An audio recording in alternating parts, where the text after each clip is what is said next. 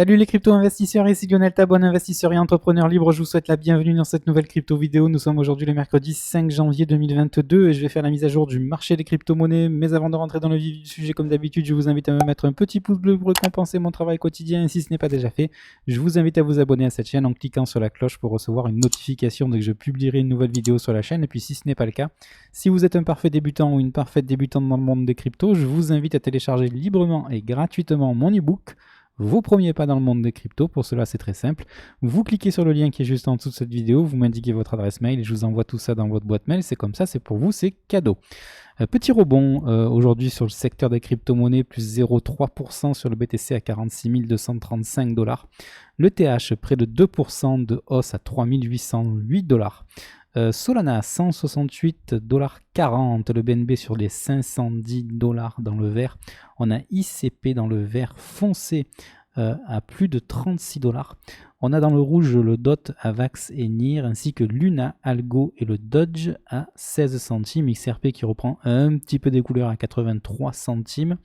Cardano qui prend plus de 1,8% à 1,32 $. XTZ 5,17 $. EGLD dans le vert également. On a HEX qui perd plus de 2% à 23 centimes. Le Shiba, le Matic et le CRO corrigent également. Le Link dans le vert foncé à 24,93 $. FTM plus de 3 $. FTT également dans le vert foncé. On a Theta également dans le vert foncé, AXS, MKR, LRC, tout ça, c'est du vert, y compris le BAT, le Chiliz, et un petit peu du rouge, notamment sur CRV, Quant, HT, OKB. Vous voyez une map somme toute assez hétérogène. On va faire un petit tour comme d'habitude du côté du Scalpex Index avec un Crypto Fear and Greed Index qui est toujours dans le Fear à 24 points, les réseaux sociaux qui décollent un petit peu, qui s'en vont, qui quittent la partie verte ici, donc toujours dans le up, mais on est entre le vert et le bleu, et l'order flow toujours dans la zone neutre. Que font nos amis de Grayscale? Ils accentuent leur position vendeuse. Regardez la colonne des 24 heures avec hier 42 BTC qui ont été vendus, 214 ETH vendus, près de 999 ETC vendus, et une fois n'est pas coutume, on a tout vendu hier, et du coup en hebdo, eh bien, on a toutes les lignes du portefeuille qui sont vendues à l'exception de Solana, ce qui est un petit peu normal, hein, puisqu'ils viennent de créer un fonds depuis déjà 15 jours, 3 semaines sur Solana, donc c'est logique. Et sur le mensuel, toujours pareil, on vend l'ensemble des lignes du portefeuille à l'exception de l'achat de Mana, LPT, Solana, BAT, Link et Phil, et un encours de portefeuille à plus de 42 milliards 600 millions. Allez, on enchaîne comme d'habitude avec l'action Riot Blockchain qui traduit la présence des institutionnels sur le secteur des crypto-monnaies, toujours en phase baissière, en dessous de la moyenne mobile à 20 séances qui descend. On essaie de préserver le support des 21,40 $, mais que c'est dur. On va voir si Riot a l'énergie pour enfin mettre en place un rebond qui pourra peut-être mettre en place par la suite une tendance haussière. Le dollar comparé à un panel de devises internationales, notamment l'euro, le franc suisse et la livre sterling, qui est toujours dans son canal ici entre les 95,51 points et les 96,93 points. Toujours la tendance haussière au-dessus d'une moyenne mobile à 20 séances qui monte et au-dessus du premier arrêt de la précédente baisse, donc ça c'est très très bullish. On a toujours la box rouge comme objectif pour le dollar, et ce n'est pas parce que le dollar s'apprécie par rapport aux autres devises que les gens se réfugient dans le dollar. Non, ce qui compte c'est l'inflation, et regardez le graphique de l'inflation qui est en train de breaker la fameuse résistance oblique baissière dont je vous parle depuis plusieurs semaines maintenant. Je vous rappelle ici que nous étions sur une tendance haussière ici, voilà. Vous voyez, hein, moyenne mobile à 20 séances qui monte, des cours un petit peu au-dessus, et puis voilà, double top ici le 17 mai dernier. On recule un petit peu, mais on préserve quand même le premier arrêt de la précédente hausse, et là on vient casser tout simplement la résistance oblique. Alors la semaine n'est pas encore terminée, du coup il me semble que cette bougie n'est pas encore confirmé ou plutôt clôturé. Donc on attendra une clôture de cette bougie au-dessus de la résistance oblique baissière, puis une confirmation d'une bougie supplémentaire la semaine d'après. Et idéalement, moi j'aimerais bien voir une structure de retournement de type W bien évidemment, et là on aura vraiment l'assurance, la garantie, la certitude que l'inflation repart dans une tendance véritablement haussière, en tout cas dans une continuation haussière, ce qui veut dire que la monnaie, de manière globale, d'un point de vue mondial, international, cette monnaie sera dévaluée. Et donc vous savez ce que ça veut dire qu'il faudra l'investir sur des actifs pour compenser la perte de son pouvoir d'achat. La market cap de l'ensemble du secteur des crypto-monnaies qui est toujours en train de batailler dur pour essayer de préserver ce support oblique baissier ici, je suis en unité de temps hebdomadaire, c'est-à-dire que chaque bougie de cotation correspond à 7 jours de cotation. Vis-à-vis de la théorie de dos, on a toujours des creux qui sont ascendants, vous le voyez ici, et des sommets qui sont également ascendants. Donc de ce point de vue-là, pas de problème, toujours en tendance haussière. Maintenant, on a perdu la moyenne mobile à 20 séances et le premier arrêt. On voit que cette moyenne mobile à 20 séances est légèrement en train de devenir plate, donc tendance neutre maintenant pour ce graphique qui pour moi est très intéressant. Vraiment ça représente tout simplement le pognon qui est en train de rentrer sur le secteur des crypto-monnaies. Au niveau des indicateurs techniques, si on voulait pousser un petit peu l'analyse de manière plus précise, regardez, on arrive petit à petit là sur un support concernant le momentum, donc peut-être que on va arriver maintenant à rebondir et bien évidemment à repasser au-dessus des zéros pour permettre justement aux acheteurs de revenir un petit peu sur ce marché qui a été un petit peu délaissé pour le moment depuis quelques semaines. Également sur le RSI, on arrive sur le support de cette grosse structure en triangle de congestion, donc à voir ce qui se passe. On est sur les légèrement au-dessus de 50, donc voilà, c'est un support quand même qui est à tenir. Et au niveau de William, indicateur qui me plaît beaucoup pour moi, pour ma part, toujours dans la partie inférieure de la box verte, j'attends désespérément un rebond qui nous permettra bien évidemment de retester la zone de surachat, ce qui voudra dire que nous repartirons en tendance. Le S&P 500, lui, qui est toujours en train de faire des plus hauts, regardez sa courbe ici en unité de temps hebdomadaire également, on est toujours en tendance très haussière au-dessus d'une moyenne mobile à 20 séances qui monte. On avait identifié ensemble un tout petit canal ici entre les 4495 points et les 4743 points, on les a breakés par le haut en début de semaine. On va voir si on va clôturer cette semaine au-dessus du range. Si c'est le cas, derrière on ira vraisemblablement encore plus haut. Les indicateurs techniques également sur le S&P, toujours un momentum positif ici dans un triangle de compression. Au niveau du RSI, c'est un petit peu la même chose, me semble-t-il, qu'on avait un W qu'on avait validé. Oui, il est là le W. Voilà, donc ça pourrait être de bon augure pour aller retester la zone de surachat et derrière donner un petit coup d'accélérateur à la tendance en cours. Et au niveau de William, très bien me semble-t-il. Oui, on valide également un gros W puisque regardez, la ligne de cours a été cassée par le haut et on est en zone de surachat, donc tout va bien sur le S&P 500 et c'est ce qui me fait dire qu'à un moment ou à un autre, on aura eu de nouveau une corrélation entre l'évolution du S&P 500. Je vois également que le CAC 40 est à plus de 7000 points. Alors je m'intéresse plus trop au CAC 40 depuis déjà 2 ou 3 ans, mais quand j'avais quitté l'étude du CAC 40, j'étais tout juste à 5000 points me semble-t-il, c'était avant le Covid. Et là, je vois qu'il est à plus de 7000 points. Je crois qu'on est pas loin de faire des ATH sur le CAC 40.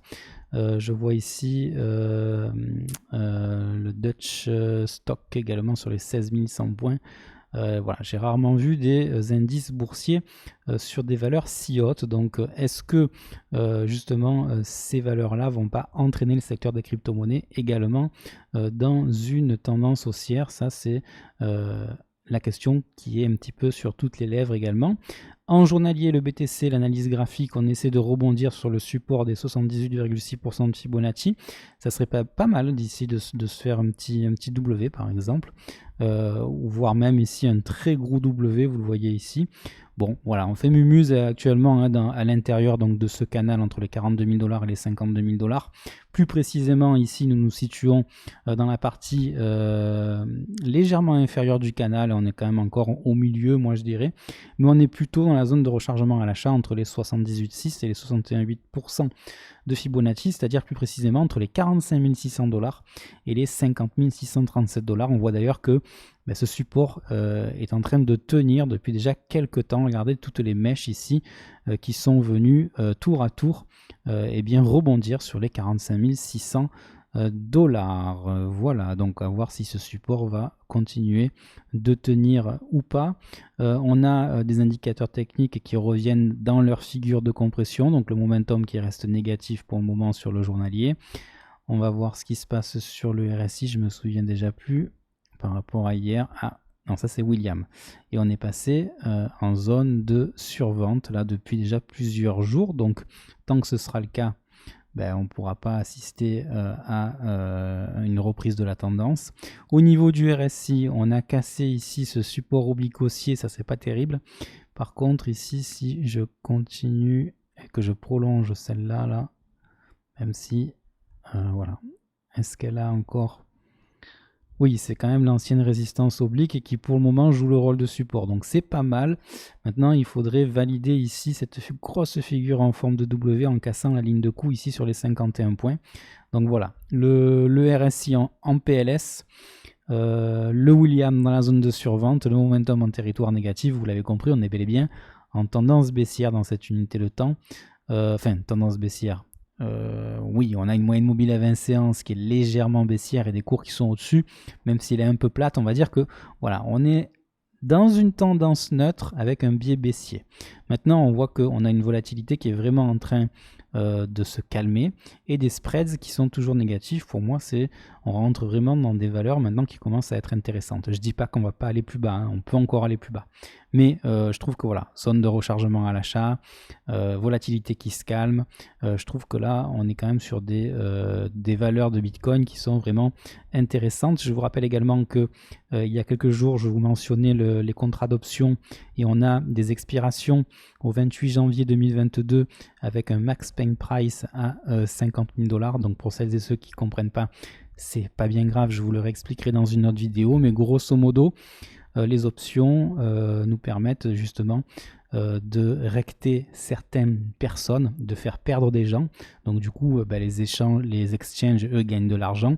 Au plus ils font perdre des gens et au plus ils gagnent en intérêt et en liquidation. Donc voilà, 50 000 $, c'est le prix pour lequel on ferait perdre le plus de personnes si on atteignait ce prix-là fin janvier. Donc on est en dessous pour le moment, donc potentiellement on aurait 4 000 $ à récupérer sur le prix du BTC. Regardez les spreads, ils n'arrivent pas non plus à aller en territoire positif. Dès qu'on revient sur les zéros, on repart en territoire négatif, ce qui veut dire que soit le Bitcoin est shorté, soit on en achète beaucoup sur le spot. Les funding rates sont vraiment très très faibles et les open interest sont très très flat. Voilà. La BTC dominance, très très très intéressant. Regardez, on arrive vraiment dans le bas du canal ici. Si on casse le canal par le bas, derrière, ça veut dire que l'ensemble des altcoins va profiter de l'argent, hein, puisque je vous rappelle, la BTC dominance, c'est tout simplement le pourcentage d'argent qui est alloué au BTC par rapport aux autres tokens. Donc là, on est à 39,5%. Donc si vous avez 100 milliards par exemple sur le secteur, vous aurez 39,5 milliards sur le BTC et un petit peu plus de 60 milliards sur les autres altcoins. Voilà, tout simplement. Donc au plus le pourcentage du BTC, de la BTC dominance est faible, et au plus le pourcentage de l'altcoin dominance est élevé, hein, tout simplement. C'est la différence entre les deux. Donc au plus ça baisse, et au plus il y a de l'argent qui rentre non pas sur le Bitcoin mais sur les altcoins, et donc ça profite surtout à l'ETH, bien évidemment, le roi des altcoins, hein, la crypto-monnaie numéro 2 du marché, et l'ensemble des autres altcoins. L'ETH justement qui plafonne également dans son canal entre les 3500 $ et les 4485 $, toujours en dessous d'une moyenne mobile à 20 séances qui est légèrement baissière. Là on est sur les 50% de Fibonacci, c'est-à-dire qu'on est beaucoup mieux orienté que sur le BTC. Les indicateurs techniques, là encore on est vraiment dans des figures de compression.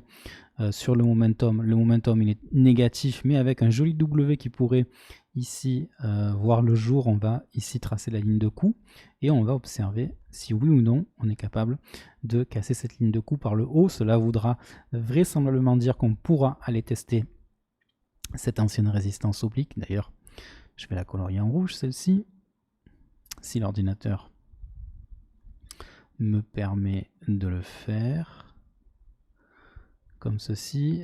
Celle-ci là, je sais pas d'où elle vient. Je me demande si elle n'est pas au mauvais endroit. Voilà, c'est plutôt en mensuel qu'elle se trouve.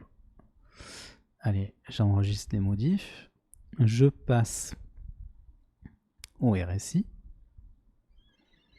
Le RSI, là encore, ben, on a préservé le support avec ce joli W. On revient au-dessus de la résistance oblique. Donc celle-là, je peux la colorier en verte. Voilà. Donc deux supports préservés, c'est quand même beaucoup mieux que sur le BTC. Ça doit être du mensuel. Donc je vais le virer également. Et ça aussi, ça doit être du mensuel. Voilà, comme ça au moins, on a des charts qui sont clean. Et j'enregistre. Pardonnez-moi.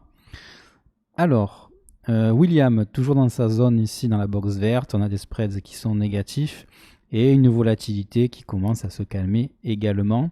L'order flow sur l'ETH en journalier, on a des spreads qui sont négatifs encore. Hein. Comme sur le BTC, on a essayé de faire une petite incursion dans le territoire positif, puis on est revenu en territoire négatif. On a des fundings qui sont, ma foi, assez quand même réduits, hein. On ne va pas non plus dire qu'ils sont élevés, et des open interest qui sont relativement flat. On termine avec le TH libellé en BTC pour s'apercevoir que le TH libellé en BTC est toujours très très fort, au-dessus d'une moyenne mobile à 20 séances qui monte au-dessus des 38,2% de Fibonacci, avec un W ici qui a été cassé par le haut, donc objectif toujours le même, entre les 0,10 et les 0,12 BTC. Mon portefeuille qui se porte pas trop mal forcément, puisque ben, on a quand même pas mal d'altcoins qui sont en train de reprendre un petit peu du poil de la bête. On a vraiment des gros creux maintenant qui commencent à se mettre en place, hein, sur l'ensemble du secteur des altcoins,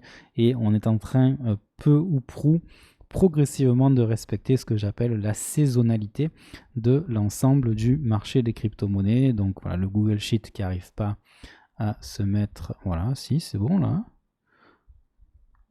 BTC 46 380, ça a l'air pas mal. J'ai a priori pas d'erreur sur les prix. Donc voilà, ici un portefeuille estimé, ou plutôt valorisé pour le moment à 38 500 $. Ça fait 135,8% de ROI, ça fait 23 700 $ de bénéfices nets depuis le mois de février 2021, date à laquelle j'ai investi, souvenez-vous, 17 000 $ sur ce portefeuille. Je suis investi à 35,1% en cash et à 64,9% en crypto. Allez, on regarde les 4 altcoins que j'ai l'habitude de regarder en unité de temps hebdomadaire. On voit que sur le BAT, pas de problème, on est au-dessus d'une moyenne mobile à 20 séances qui monte, donc on est en tendance haussière. Au niveau du Chiliz, on reste en dessous d'une moyenne mobile à 20 séances qui est légèrement baissière, donc on va dire tendance neutre avec un biais baissier. Je surveille surtout le support des 24 centimes qui serait vraiment intéressant à ne pas casser par le bas. Et on préserverait également les bottoms de l'été dernier. Donc pour moi, un énorme W qui pourrait se mettre en place. Ici, bien évidemment, il faudrait casser par le haut la ligne de coût ici sur les 58 centimes. Sur RSR, même chose, on est en tendance neutre, voire baissière en hebdo. On est également en train de préserver le premier bottom et ici le second sur les 2,69 centimes. On est actuellement à 3,16 centimes. Sur XRP également, on préserve pour le moment les 50 centimes. On est vraiment en train de batailler sur les 85 centimes. On va voir comment on va clôturer d'ici dimanche soir, 20h, heure américaine. On termine comme d'habitude avec le News Flow. On avait fini hier avec la DAO pour le Shiba. Cardano, Kusama et Polkadot, les 3 blockchains les plus développés en 2021. Donc très très bonne news concernant ces 3 cryptos. Régulation des crypto-monnaies, pas d'interdiction en vue pour l'Estonie, donc c'est plutôt sympa de ce côté-là. La guerre des Layer 1, régulation, nouveaux usages des NFT, Coinbase qui prédit l'année 2022, donc article assez intéressant à lire. Le gouvernement argentin qui s'interroge sur la consommation d'énergie des mines locales de BTC. Banca Generali, l'une des plus importantes banques d'Italie, va permettre d'acheter du BTC. Ça également, c'est une très très bonne news. Le Paris Blockchain Week Summit qui fait son grand retour du 12 au 14 avril 2022. Et enfin, une info relativement importante. Le wallet du yuan numérique est désormais disponible à l'essai sur les plateformes iOS et Android en Chine. Voilà, j'espère que cette vidéo vous a plu. Si c'est le cas, je vous invite à me mettre un petit pouce bleu. Si vous pensez qu'elle peut intéresser d'autres personnes, partagez-la. Si ce n'est pas le cas, je vous invite à vous abonner à cette chaîne en cliquant sur la cloche pour recevoir une notification dès que je publierai une nouvelle vidéo sur la chaîne. Et puis n'oubliez pas, prenez soin de vous, prenez soin des gens que vous aimez, ayez l'esprit cash flow. Puis moi, je vous retrouve dès demain comme d'habitude en vidéo. Ciao!